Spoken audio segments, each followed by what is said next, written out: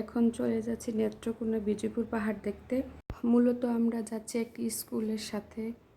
স্কুলে পিকনিক হচ্ছিল, তো তাই যাওয়া হচ্ছে স্কুল থেকে। রাস্তার দিকে তাকালে মনে হয় কি সুন্দর। ধানের সিজন হলে পাশে সবুজ আর সবুজ, মাঝখান দিয়ে চলে গেছে রাস্তা। বলেন তো কেমন হয় দেখতে। আর বর্ষার সময় চারদিকে পানি থাকে। অনেক সময় হয় কি পরিবেশও অনেক কিছু শিখিয়ে দেয়। অনেক রাস্তাঘাট আছে, দেখলেই ভালো লাগে, যাইতেই মন চাই। আমরা সব পার হয়ে চলে যাব আমাদের গন্তব্যে বিজয়পুর পাহাড় দেখতে। পাহাড় সমুদ্র কার কাছে দেখতে কেমন লাগে? আমার কাছে ভালোই লাগে, কিন্তু ভয়ও লাগে।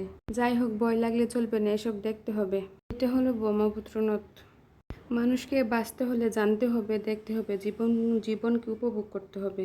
এলাকাতে বেশি লাল বালু পাওয়া যায়, এইগুলো বাড়িঘরের কাজ করে। আপনারা দেখতে পারছেন টং টঙের উপরে মাছা, এগুলার মধ্যে বালু দেয়। বালু দিলে হয় কি নুড়ি পাথরগুলো আলাদা আর বালু আলাদা হয়ে যায়। হ্যাঁ রে, কি সুন্দর, কি শব্দ আর শব্দ, সারাক্ষণ এইসব কাজে চলে এখানে। এই তো আমরা রাস্তা ভুল করে চলে গেছিলাম অন্যদিকে। পরে মানুষকে জিজ্ঞাসা করে আসা হলো, নদীর নাম সোমেশ্বরী নদী মনে হয়।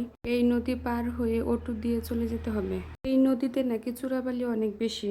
যারা এখানে সবসময় কাজ করে তারা বলল। দেখেন কি সুন্দর। সবাই অনেক ক্লান্ত। নদী পার হয়ে অটোর সামনে চলে আসছি। এখন অটো দিয়ে যাওয়া হবে ওই পাহাড় দিকে। এই মাঝখানের রাস্তা বাংলাদেশ ভারত আলাদা করছে। রাস্তায় চারদিকে এত জঙ্গল ছিল, ঝোপঝাড় ছিল। রাস্তা দেখলেই ভয় লাগে। মানুষ কেমনে থাকে এদিকে? ভয় থাকলে তো চলবে না, থাকতে তো হবেই। কি সুন্দর পাহাড়, যেদিকে তাকায় ওইদিকে পাহাড় আর পাহাড়। দেখতে তো ভালোই লাগে। এদিকে জীবনযাত্রার মান অনেক কঠিন, মানুষকে অনেক কষ্ট করতে হয়। এই পাহাড় বেয়ে উপরে ওঠা হচ্ছে। এটাই সেই কাঙ্ক্ষিত জায়গা, যে জায়গায় আসার জন্য অনেক কষ্ট করতে হয়েছে। এটাকে বলে বিজয়পুর পাহাড়। অনেক উঁচু। উঠতে উঠতে প্রায় সবাই হাঁপায়ে গেছে, সবার অনেক পানি পিপাসা লাগছে। পরে যে দেখি ক্ষীরা নিয়ে বসেছে, আমরা ক্ষীরাও খাইছি ওইখানে। পরে উঠতে উঠতে সবার বেহাল অবস্থা হয়ে গেছে। তা খারাপ হলে তো চলবে না, যে জায়গায় আসা হয়েছে দেখার জন্য আসতে তো হবেই। যাই হোক, কষ্ট করলে কষ্টের ফল পাওয়া যায়, এটাই তারা প্রমাণ। যাওয়ার জন্য অনেক ভুল রাস্তায় আমরা চলে গেছিলাম। মানুষের কাছে জিজ্ঞাসা করে করে আসা হয়েছে। পাহাড় দেখে আমার মাথা ঘুরে গেছে। এত উঁচু পাহাড়, উঁচু থাকলে তো হবে না, উঠতে তো হবেই। যাক, সবাই উঠতে থাক, আমিও দেখতে থাকি। সবাই যার যার মতো করে উপরে চলে যাচ্ছে। ওই যে ওইখানে পানি দেখা যায়, এটাকে বলে নীল পানি মনে হয়, নীলাগিরি হয়তো বা এরকম কিছু একটা নাম।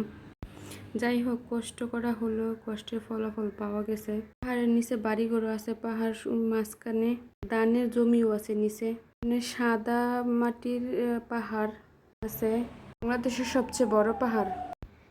এটা হলো ইন্ডিয়া বাংলাদেশের শেষ সীমানা। এটুকুনে বেশি গারোরা বাস করে। আমরা বাড়ি ফিরে যাব, আমরা বাড়ি চলে যাব। এসব এলাকা থেকে থাকতে থাকতে বের হয়ে আসতে হয়।